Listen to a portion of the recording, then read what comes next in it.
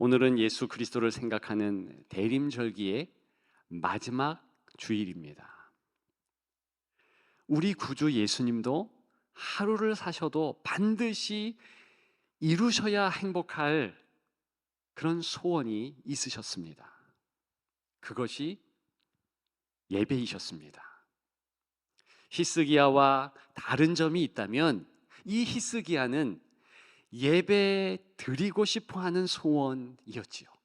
그런데 우리 주님의 소원은 예배를 받고 싶은 소원이셨습니다. 어떤 예배자가 되었든지, 언제 어디서든지, 어떤 형편이든지 예수님께 나오면 예배자가 될 수 있고, 그렇게 예배자로 예배를 드리면 그대로 예배를 받는 그런 소원을 가지고 계셨습니다. 그런데 불가능했습니다. 죄 때문입니다. 이 땅 어떤 곳도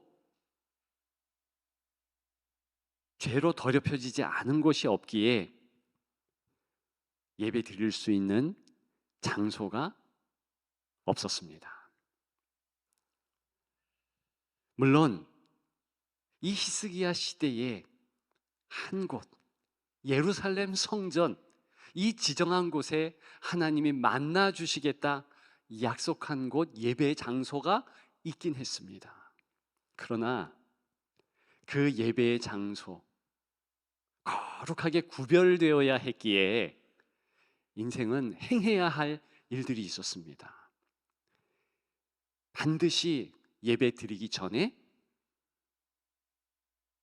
동물의 피가 되었든 누구의 피가 되었든지 이 피 흘림으로, 피 뿌림으로 정결하게 돼야 하는 희생 제물이 있어야 했고, 그 희생 제물의 피가 먼저 뿌려져야 됐습니다. 그런데 지금 그 장소마저 폐쇄된 것입니다. 예배 드릴 수 있는 곳이 없어진 것이지요. 예수님은 어떤 곳이든 예루살렘 성전이 아니더라도 이렇게 히스기야가 성전으로 뛰어가지 않더라도 있는 곳에서 그대로 예배자로 예배할 수 있도록 그런 장소 또한 언제든지 예배 드릴 수 있는 그런 시간을 원하셨던 것입니다. 자, 가능할까요? 다 불가능하다고 생각했습니다. 영적 존재인 사단까지도 불가하다고 결론 내렸습니다. 그래서 아하스 왕을 통해 성전 문을 닫듯이 이 사단은 입가에 웃음을 띄우면서 영원한 성전 자체이신 예수님의 손발에 못을 박음으로 영원한 성전을 폐쇄하려 했습니다. 그것이 우리가 알고 있는 십자가의 사건입니다. 영적 존재라고 해서, 사단이라고 해서 모든 것을 아는 것 아닙니다. 아니요, 우리보다 훨씬 모르는 것이 많습니다. 어떻게 하나님의 섭리와 하나님의 계획을 다 알겠습니까? 여러분, 따라서 괜히 점집 같은 곳에 가서 운명을 물을 필요가 없습니다. 생각해 보십시오. 점을 치는 사람이라 할지라도 자기의 미래를 모릅니다.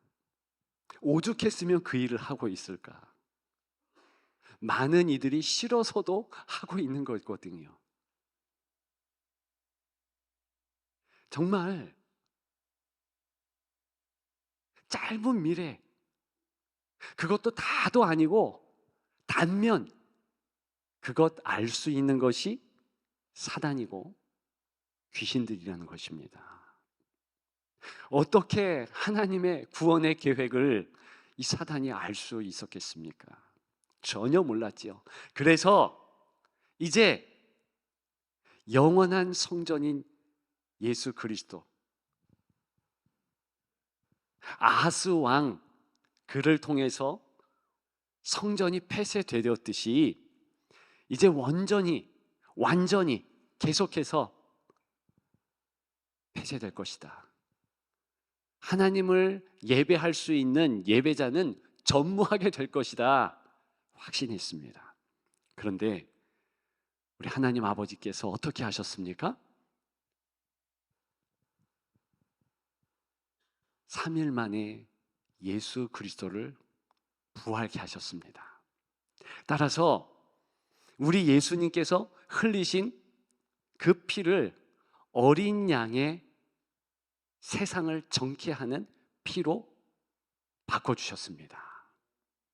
한낱 피해자의 피가 아니라 이 세상을 넉넉히 깨끗게 할 그 피로 우리 하나님 아버지께서 받아주셨습니다.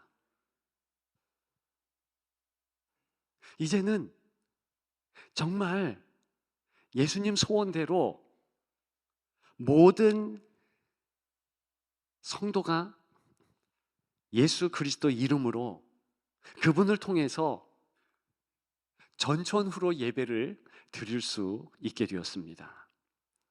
밤에도 낮에도 더울 때에도 추울 때에도 비가 올 때에도 오늘처럼 눈이 좀 내릴 때에도 상관없이 그렇게 예배를 드릴 수 있게 되었습니다. 이것이 참으로 우리에게 준 하나님의 큰 은혜인 줄 믿습니다. 이 히스기야도 그러한 예수 그리스도의 피 보혈을 알기라도 있는 듯 상징적인 행동을 곧 합니다. 예배를 드리려고 하니까 이제 성전 문을 열어야 되겠지요? 박아놓은 못, 널판지 이런 거를 다 치웁니다. 그 다음에요, 어린 양 그리고 여러 제물들의 피를 받습니다. 다 뿌립니다. 다시 정케하도록. 그것은 이제 시간이 흘러서 예수 그리스도의 십자가의 피를 상징하는 것이지요. 그러면서 이 히스기야는 열왕기하 29장 4절과 5절에 보게 되면 제사장과 레위인들을 성전 옆 동쪽 광장에 모이게 합니다. 그리고 명령하지요. 성전을 정케하라. 이방 신상과 제단을 없앴습니다. 이미 아하스, 이 히스기야 아버지가요, 성전을 그렇게 하나님 예배를 못 드리도록 폐쇄하고 그 뜰 같은 곳에 아주 빼곡히 이방신으로 채워놓았거든요. 다 치우도록 했습니다. 성전의 안 등불을 다시 켰고요, 분향하도록 했습니다. 오늘 우리 하나님 아버지께서 저와 여러분들이 예수 그리스도의 첫 성탄을 생각토록 하십니다. 그런데 이 히스기야 왕과 같이 우리 하나님 아버지께서는 어떤 목적을 가지시고 첫 성탄절에 사람들을 모으셨습니다. 그리고 그들이 예수님께 경배할 수 있도록 보내셨다는 것입니다. 어떤 목적입니까? 성전을 청결하기 위해서요? 아니요. 당연히 그 목적은 아니죠. 예수 그리스도께서 그분의 피보혈로 말미암아 모든 것을 정하게 하셨습니다. 그러면 하나님께서 왜 사람들을 모으셨고 첫 성탄절에 경배하도록 보내셨을까요? 그것은 단 하나. 봐라, 이제 누구라 할지라도 예수 그리스도를 통하여 예배드릴 수 있다. 내 그 예배 받는다. 이것 때문입니다.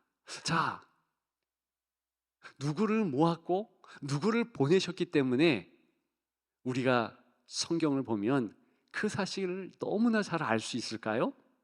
목자들을 모으셨습니다. 동방박사 부르셨습니다. 그리고 그들을 보냈죠. 우리가 간과하는 목자에 대한 사실이 있습니다.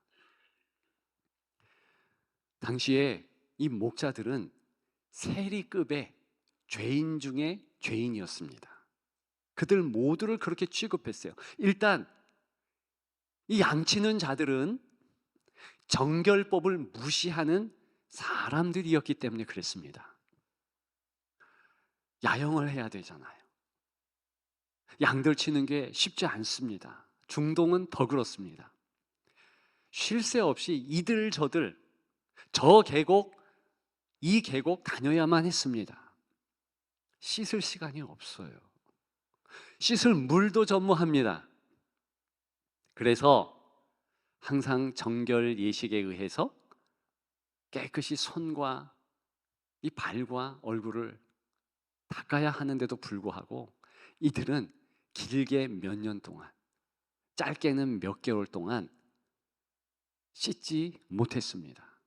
죄인이지요. 정결법을 지키지 않았으니까. 그리고 이 목자들은요, 남의 영토, 남의 소유지에 들어가서 양들의 풀을 먹였습니다. 게다가요, 남의 소유지인 나무의 열매를 스스럼 없이 먹었습니다. 살아야 하니까.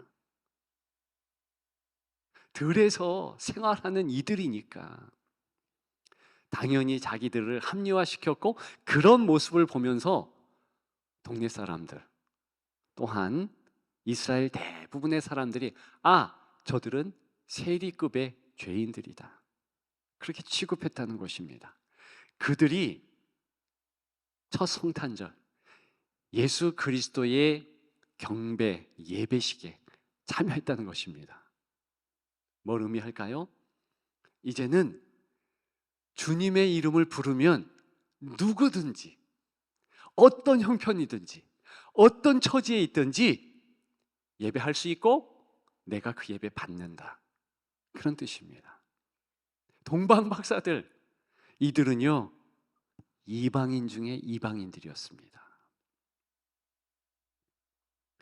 좀 전에 점치는 이들에 대하여 말씀을 드렸습니다만, 우리 시대에 점치는 이들 별로 존중받지 못하죠. 뭐 일단의 어떤 이들에게는 존중받겠지만 보통 그렇지 못합니다. 물론 고대 사회는 달랐습니다.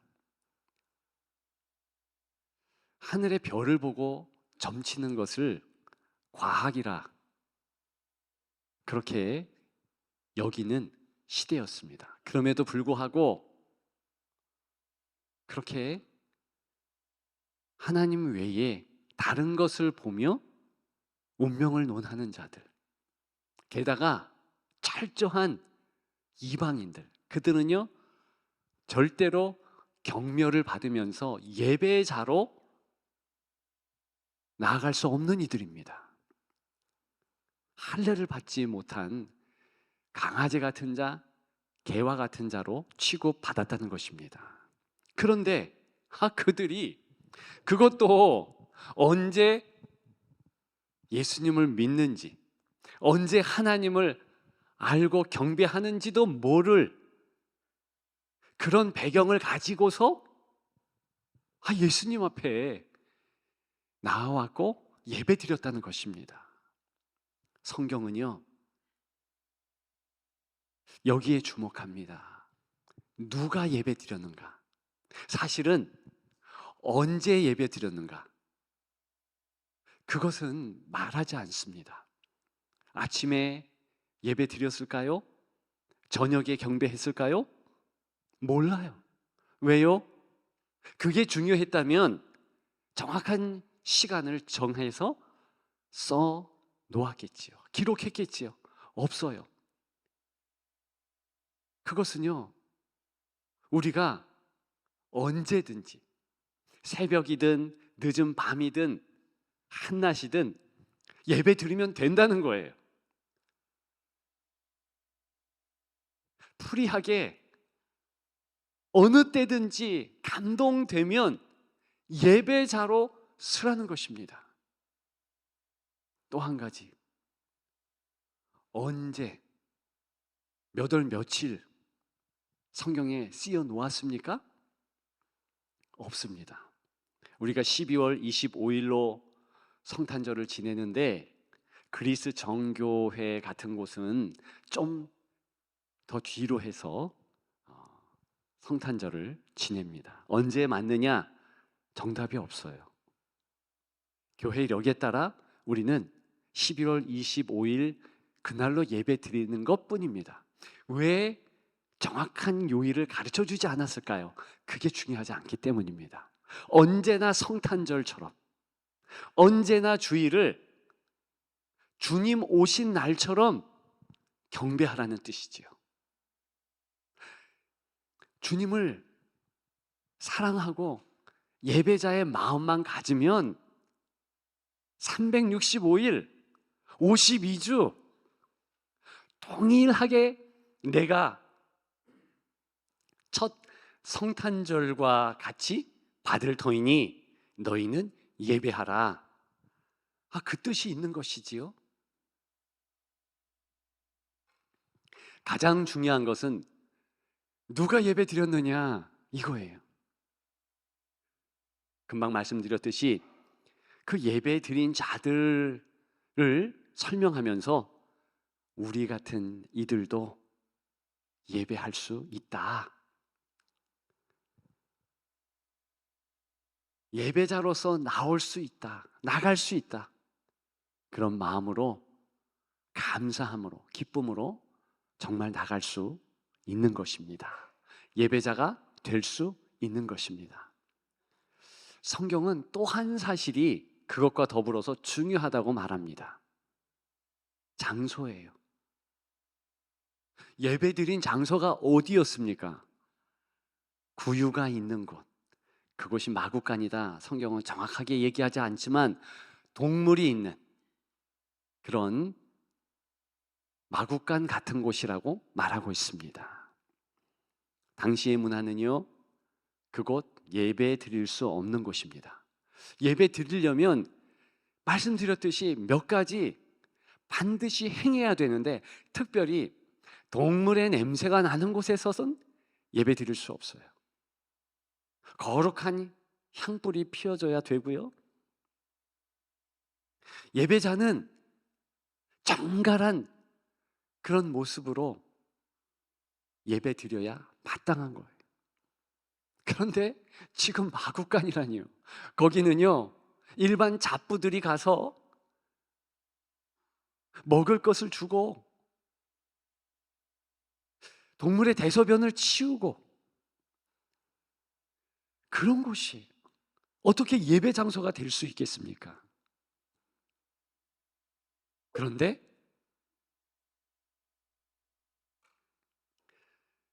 바로 그곳이 예수 그리스도께서 태어나시게 하심으로 이제 첫 성탄의 장소가 되며 아름다운 예배 장소 되게 하셨다는 것입니다. 전 이 부분이 너무 좋습니다. 여러분, 언제 어디서든 무엇보다도 우리 생각에 이곳이 예배드릴 곳은 아닌데 라고 생각하는 곳에서 더 예배드리십시오. 하나님의 뜻입니다. 말씀을 준비하면서 제 군대 때가 생각났습니다. 훈련 때예요. 야영지예요. 주일부터 시작된 이제 행군이었기 때문에 예배를 못 드리고 화요일까지 간 뒤였습니다. 근데 저와 다른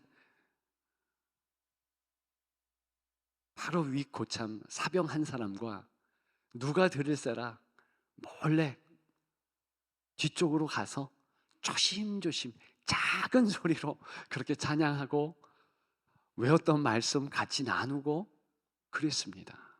그런데요, 강력한 성령의 임재를 저도 느끼고 같이 예배드린 이도 느꼈습니다. 저는 그 예배가 잊혀지질 않아요. 제가 드렸던 예배 가운데 가장 하나님이 흠양하신 예배 중에 예배 아닌가 싶습니다. 바로 그것입니다. 어느 곳에 있든지 그리스도를 부르는 마음으로, 영광 돌리는 그 마음으로 예배자로 나아가면 우리 하나님께서 다 받으신다는 것입니다. 예수님은 하나님 아버지의 보좌 우편에 현재 계십니다. 그러나 한편 예수님의 보좌는 낮고 천한 마구간 같은 우리의 마음에 위치합니다. 소위 출장 보좌이지요. 은행도 출장소가 있고 정보기관도 출장소가 있습니다. 그런데 보니까 원조는 예수 그리스도의 출장 보좌예요. 높고 높은 하나님 보좌 우편이 원래 그리스도께서 좌정하신 곳입니다. 그럼에도 불구하고 저와 여러분 낮고 천한 마구간 같은 곳에 내려오셔서 우리 마음에 좌정하시면서 우리의 경배를 소망하시면서 받는 것이지요. 왜 그렇게 하십니까? 우리를 사랑하시기에 그런 것이지요. 저는 이 예배가 너무 귀한 시간이라고 확신합니다. 이 예배는요, 하루만 살아도 주께 경배하기를 소망하는 이 시대의 히스기야 같은 이들의 사랑과 하루만 살아도 나에게 경배하는 이의 예배를 받으리라, 그렇게 마음을 다하는 예수님의 그 사랑이 만나는 접전이라는 것입니다. 접점이라는 곳이. 그래서 이 예배 장소는 기적의 장소입니다. 누가 참으로 그렇게 예배를 원하시는 예수 그리스도의 마음을 아는가? 그리고 그 마음에 부응해서 진정한 예배자가 되는가? 그 예배자가 되면 어떤 형편이든 어떤 형국에 있든지 은혜 받고 하나님의 놀라운 사랑, 그 하나님의 기적을 체험한다는 것이지요. 요한복음 4장 보십시오. 참으로 예배하는 자, 내가 찾는다. 신령과 진정으로 예배하는 자, 내가 찾는 바로 이때에 나는 누가 그렇게 예배하는 자인가 보고 있다. 그래서 그 예수 그리스도의 눈에 띈 자가 사마리아 여인 아닙니까? 그의 예수 그리스도의 그 놀라운 사랑 경험한 이후에 나 정말 이제는 지금까지 살아온 방식으로 살 수 없습니다. 완전히 그 삶이 바뀌었다는 거 아닙니까? 저와 여러분들이 바로 그 예배를 통해서 그렇게 바뀔 것입니다. 슬픈 일이 많고 우울한 일이 가득한 2023년이었습니까? 그러나 그리스도가 최고의 선물임을 깨달은 이상 우리는 최고의 한 해를 보내고 있는 중입니다. 그 주님으로 또한 최고의 여생을 살아갈 것입니다. 정말입니다. 그런 여러분들 되시고 주님께 경배하며 주님을 찬양하는 대림절기의 마지막 주일이 또 성탄 이브가 되기를 주님의 이름으로 축복합니다.